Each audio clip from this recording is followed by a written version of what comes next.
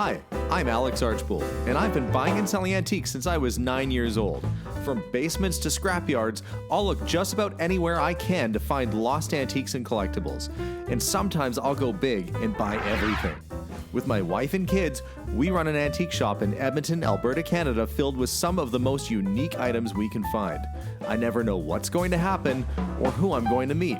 This is our life, this is our adventure, and this is Curiosity Inc. From home, honey.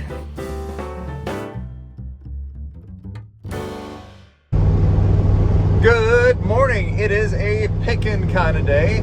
I've got two places to go to this morning to go and see what they have for treasures in their basements, or actually one lady says in her garage. But there's good stuff in garages too. So off I go, hitting the road this morning, hoping to come back with some cool stuff for the shop. Follow along.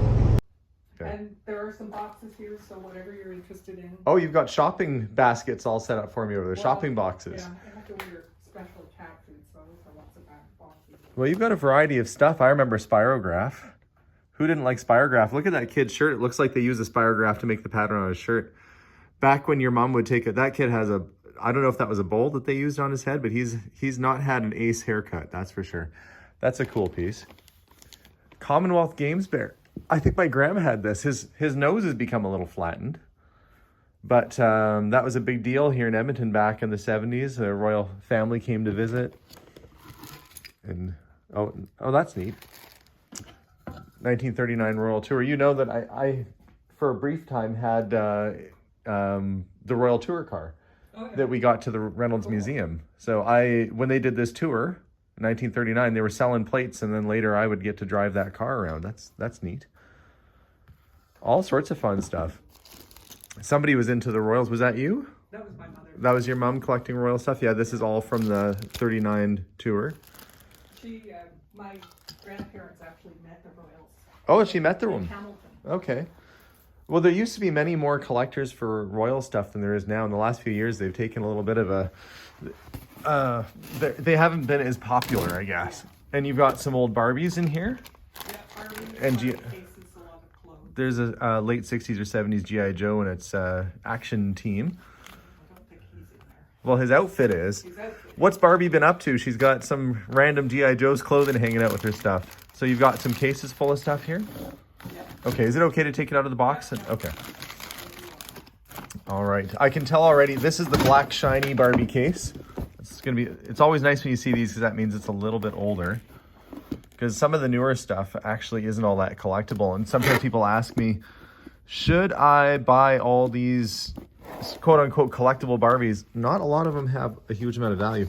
Oh, this is the one. This is the Barbie. She has all little wigs and a wig stand. That's from the mid 60s. Yeah. Yeah, it's a nice selection of vintage Barbie stuff. Was this yours when you were a kid? Yeah. Well, I guess it's yours when you're an adult too. Because it's not like it disappeared for a while, but neat. Nice that you've hung on to it so long. Okay, so I'm gonna slide the stuff over that I'm interested in. We'll start making a pile if that's okay with you. Yep. Okay.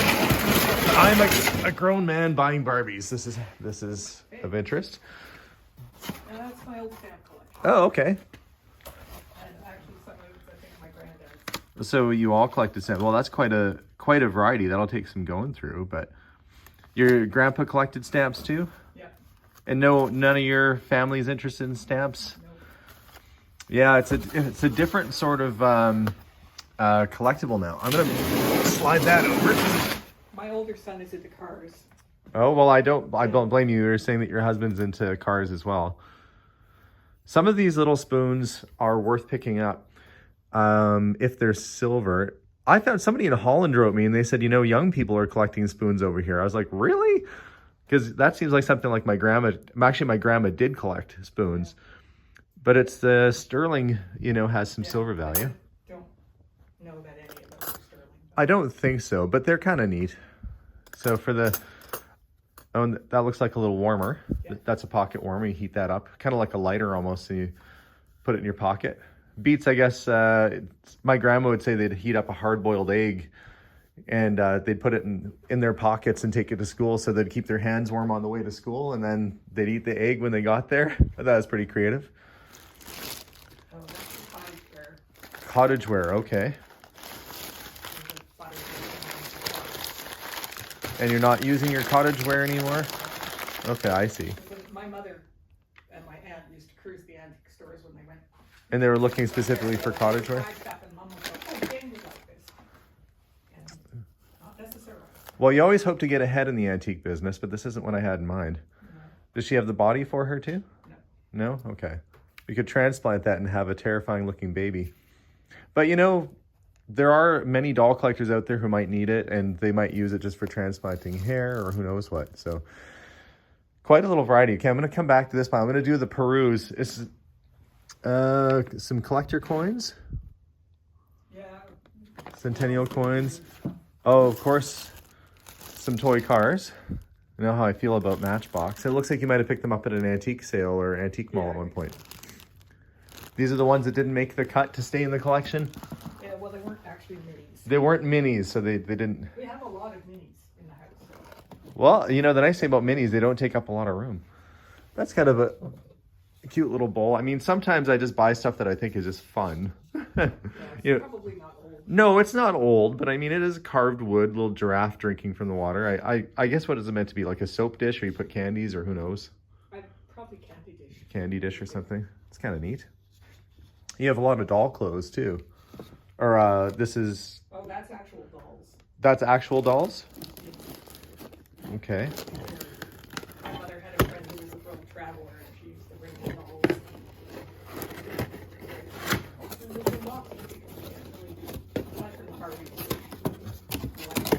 Oh, I see. Yeah, these look like the when you go on vacation you come across. Sometimes these are Madame Alexander or... It's kind of neat. World Traveler dolls. Oh, I like your little candlestick holders that are meant to look like what sort of a swan or... Phoenix, a phoenix, yeah, okay. Well, that would make sense because it holds fire. Those are neat. Okay. I think those qualify in the Alex thinks it's cool pile. Not that anything else isn't cool, but that's the stuff that's cool. That's extra cool. Oh yeah, set of Star Wars cards. This looks like Laugh-In. Pet Command. Okay. Doctor Who card game. There's a lot of Doctor Who fans out there. A lot of them. One of those, the top Star Wars card actually has an error on it. It says Ken Kenobi instead of Ben. Oh, Ken Kenobi. That's less that's less interesting than Obi-Wan. Hey, what's your name? Ken. Hey, Ken, get down here. Float on down here with your lightsaber, Ken. Ken is a guy who's going to help you change oil in your car, not teach you how to use a lightsaber. Or maybe he will. Ken Kenobi. That's funny.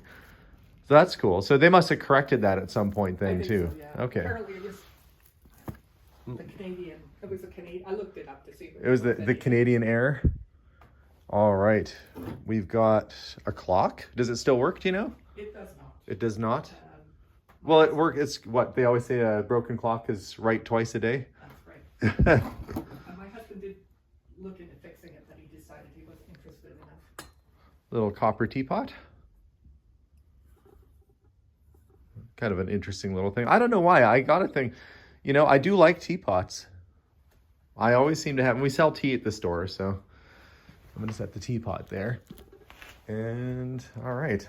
So I'm just going to keep digging through boxes here.